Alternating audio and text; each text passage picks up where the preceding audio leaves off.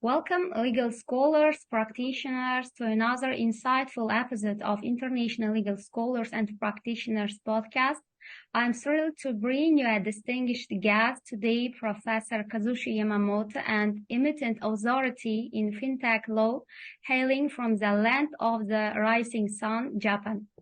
Professor Yamamoto is not only an accomplished scholar, but also a seasoned practitioner with a wealth of experience in navigating the intricacies of fintech law on an international scale.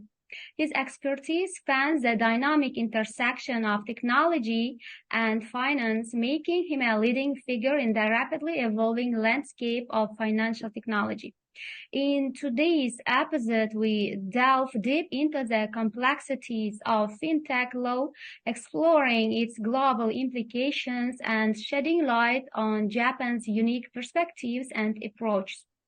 We aim to unravel the legal intricacies surrounding fintech innovations, regulatory challenges, and the future trajectory of this ever-evolving field. Welcome, dear Professor Kazushi Yamamoto, and it's an honor for us to invite you as our guest for today's episode. Thank you very much for your introductions of me, Dr. Aframova.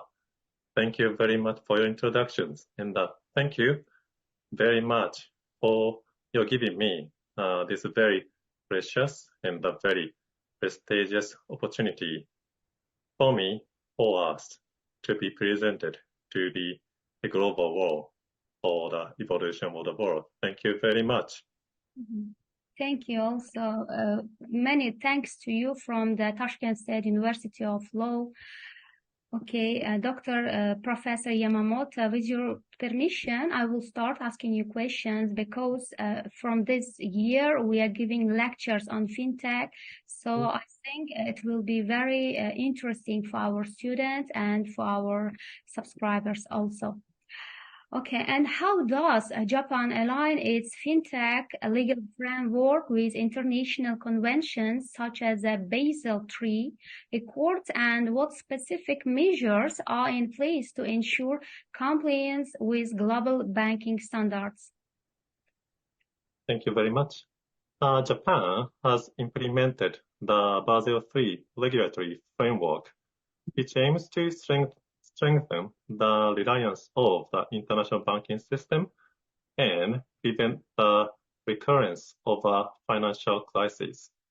The Financial Service Agency has established domestic regulation based on the Basel III standards, including capital adequacy requirements, liquidity requirements, and the leverage ratio requirements. The FSA has also issued supervisory guidelines and Q&A documents to ensure that financial institutions comply with these regulations. In addition, the FSA has been working on to promote the use of fintechs in Japan's financial industry, while ensuring that it is conducted in a safe and sound manner. The FSA has established a regulatory sandbox to facilitate the development of innovative financial services and products. The sandbox allows fintech companies to conduct experiments under the relaxed regulatory environment subject to certain conditions. The FSA has also established a fintech support desk to provide guidance and support to fintech companies.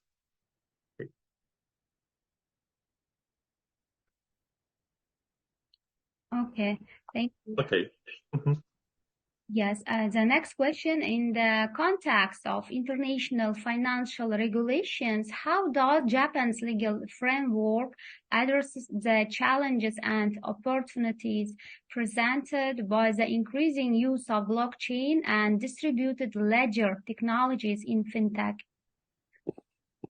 Thank you, Doctor. This is the very, very inspiring, questionnaire, the distributed ledger and the blockchain, and a kind of central banks, regulations, and thinking of international banking system. This is very interesting to talk about. Thank you. So Japan has been working to address the challenges and opportunities, presented by the increasing use of blockchain and the distributed ledger technologies, in fintech.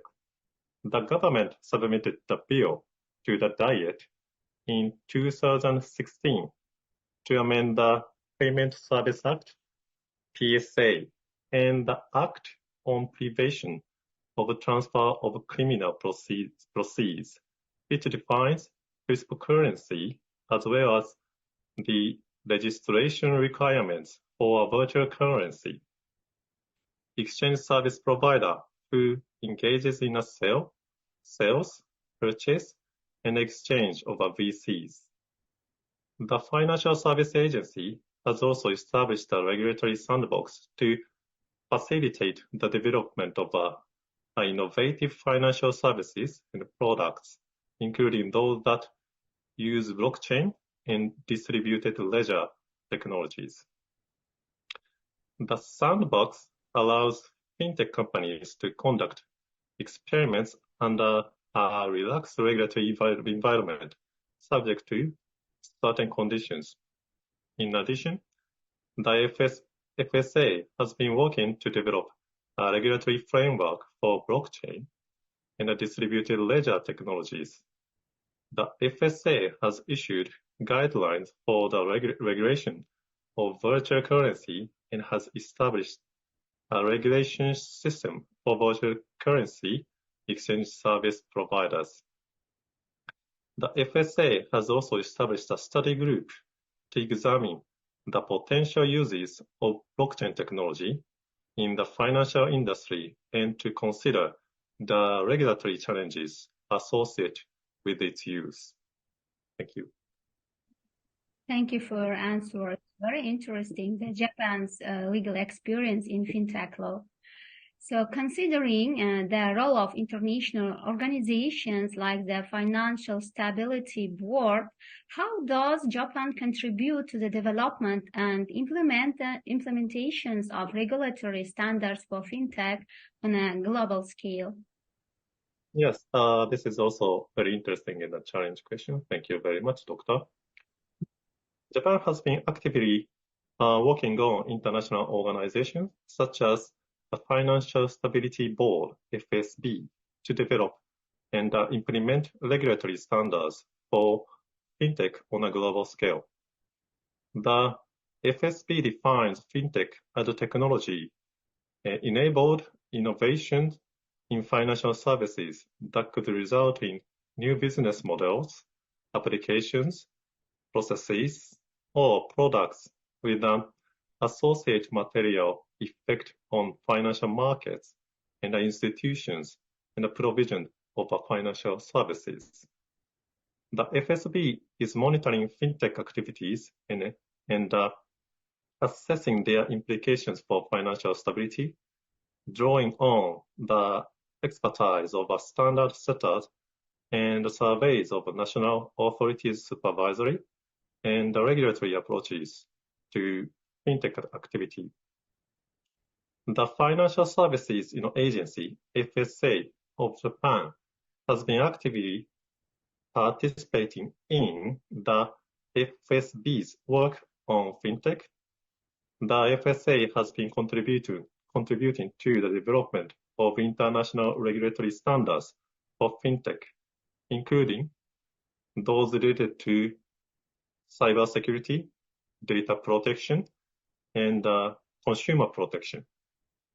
The FSA has also been working to promote international cooperation of fintech regulation and to share information and best practices with our countries.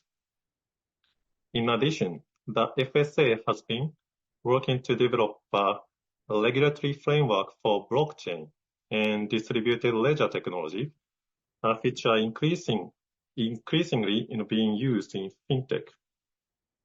The FSA has issued guidelines for the regulation of virtual currencies and has established a regulation system for virtual currency exchange service providers.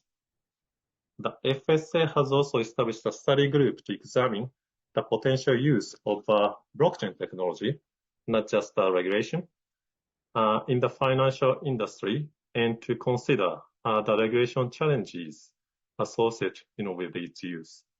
Thank you. It's very interesting. Thank you. And all we know that in relation to the Payment Services Directive, as we call it in the proper way, PSD2, in Europe, how does Japan approach the regulation of open banking and data sharing in the fintech sector to enhance competition while safeguarding consumer privacy? Thank you very much for your asking, Doctor. So, Japan has been working to develop a regulatory framework for open banking and data sharing in the fintech sector. The government submitted a bill to the Diet in 2016 to amend the Payment Services Act, PSA, and the Act on Prevention of a Transfer of Criminal Proceeds, which defines cryptocurrencies as well as the registration requirements for the virtual currency exchange service provider who engages in the sale, purchase, and exchange of VCs. The Financial Service Agency, FSA, has also established a regulatory sandbox to facilitate the development of innovative financial services and products, including those that use open banking and data sharing. The sandbox allows fintech companies to conduct experiments under the relaxed regulatory environment subject to certain conditions. In addition, the FSA has been working to promote the use of open banking and data sharing in Japan's financial industry while ensuring that it is conducted in a safe and sound manner. The FSA has established a fintech support desk to provide guidance and support to fintech companies also. The FSA has also issued supervisory guidelines and Q&A documents to ensure that financial institutions comply with these regulations. Thank you. Thank you very much. And how does Japan navigate the legal implications of the Financial Action Task Force, FATF, and recommendations in the context of regulating cryptocurrency exchanges and ensuring effective anti-money laundering measures in fintech? Thank you very much, Doctor. I think this is also a very important topic to open up the global scale of financial use of effectivity by the use of fintech technology, and at the same time, the protection from the point of view of safetyness. Thank you very much. And the security also. Japan has been working to combat monetary laundering and terrorist financing by implementing measures to comply with the Financial Action Task Force, FATF, recommendations. The FATF and the Asia Pacific Group on Money Laundering assessed Japan's anti-money laundering and counter-terrorist financing, AML, CFT, system, and published a mutual evaluation report in 2021. The report is a comprehensive review of the effectiveness of Japan's measures and their level of compliance with the FATF recommendations. In response to FATF's concerns about risks associated with virtual assets, Japan has taken robust action to address these risks. The government submitted a bill to the Diet in 2016 to amend the Payment Service Act, PSA, and the Act on Prevention of Transfer of Criminal Proceeds, which defines cryptocurrencies as well as the regulation requirements for the virtual currency exchange service provider who engages in a sales, purchase, and exchanges of VCs. The FSA has also established a legislation system for virtual currency exchange service providers and issued guidelines for the regulation of virtual currencies. The FSA has been working to promote the use of fintechs in Japan's financial industry while ensuring that it is conducted in a safe and sound manner. The FSA has established a regulatory sandbox to facilitate the development of innovative financial services and products, like I mentioned, including those that use blockchain and a distributed ledger technology, not just regulation. The sandbox allows fintech companies to conduct experiments under the relaxed regulatory environment that I have already mentioned. Sorry to mention again. The FSA has also established the fintech support desk. It's the same way. So the kind of taking balance of regulation and safetyness, and at the same time, the kind of effectiveness by the use of fintech and fintech, including the blockchain and other facilities. Thank you very much. Thank you very much for your answer. And regarding to international efforts to establish common standards for regulatory sandboxes, how has Japan incorporated these principles into its fintech legal framework to foster innovation while maintaining financial stability? Thank you very much, Doctor. This is the also very important aspect to think about the fintechs in the financial area. Japan has been actively working with international organizations such as the Financial Stability Board, FSB, to develop and implement regulatory standards for fintech on a global scale. The FSB defines fintech as technologically enabled innovation in financial services that could result in new business models, applications, processes, or products with associated material effort on financial markets and institutions and provisions of financial services.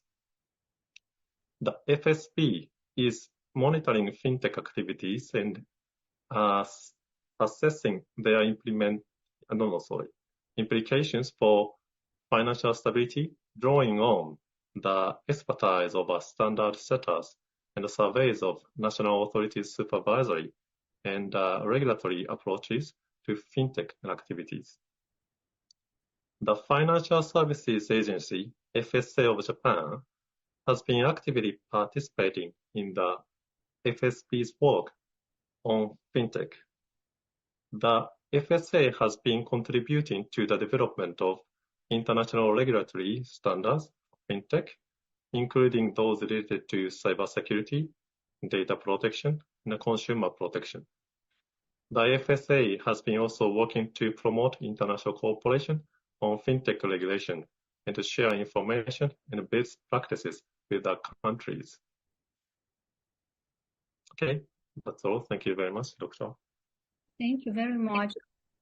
And in the context of the United Nations Commission on International Trade Law, how we call it, unilateral model law, how does Japan address legal challenges related to cross-border electronic transactions and the use of smart contracts in fintech? Thank you very much, Doctor. Japan has been actively working with the United Nations Commissions on international trade law to address legal challenges related to cross-border electronic transactions and the use of smart contracts in fintechs. UNCITRAL is a United Nations body that promotes the harmonization and modernization of international trade law. Japan has been participating in UNCITRAL's work on legal issues related to the digital economy, including cross-border electronic transactions and small contracts. In 2020, the FSA participated in an expert group meeting on legal issues related to the digital economy, which was organized by UN CITRAL and focused on the legal issues related to the use of smart contracts. The FSA has also been working to develop a regulatory framework for blockchain and distributed ledger technologies, which are increasingly being used in fintechs. And I think it's very interesting to think about blockchain, really. And the FSA has issued guidelines for the regulation of virtual currencies and has established the registration system for virtual currency exchange service providers. In addition, the Japanese government submitted a bill to the Diet in 2016 to amend the Payment Service Act, PSA, and Action on Prevention of transfer of criminal proceeds, which defines cryptocurrencies, as well as the registration requirement for the virtual currency exchange service provider who engages in sales, purchase, and exchanges of VCs, as I mentioned. So, thank you very much for your asking related to the United Nations, international organization. Thank you very much. Yes, thank you very much for the detailed answer. And with the emergence of regulational technology solutions, how we call it RegTech solutions globally, how does Japan's financial law accommodate the use of regulatory technology to enhance compliance and other specific international models that influence Japan's approach in this regard? Thank you very much, Doctor, for your asking. I'd like to answer. Japan has been actively working to promote the use of regulatory technology, RegTech, but it's called, in a short term, it's been called RegTech, in its financial industry. The Financial Services Agency, FSA, has established a regulatory sandbox to facilitate the development of innovative financial services and products, including those that use RegTech.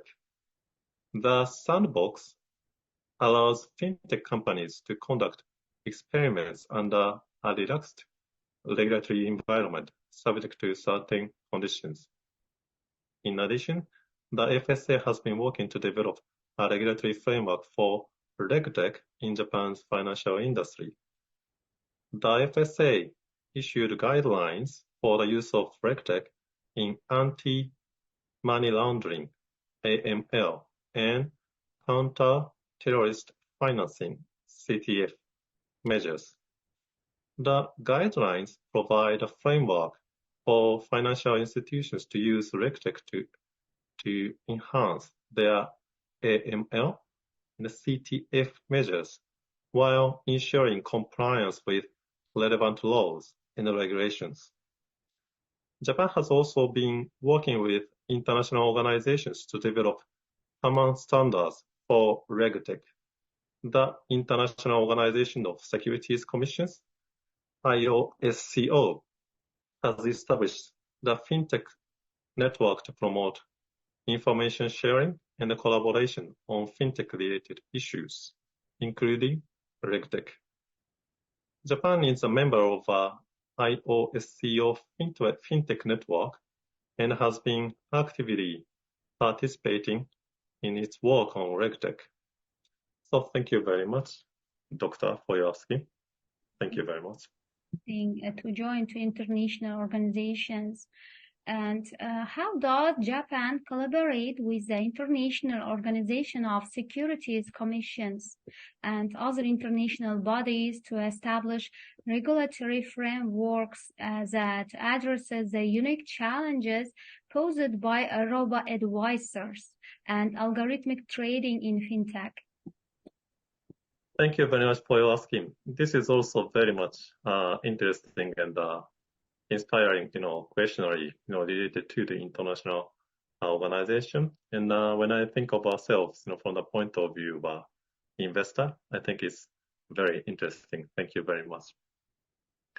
Japan has been working with the international organizations of securities commissions that I mentioned, on the previous, questionnaire. Again, sorry to mention, IOSCO, to establish regulatory frameworks that address the unique challenges and posted by robo-advisors and how can I say, algorithmic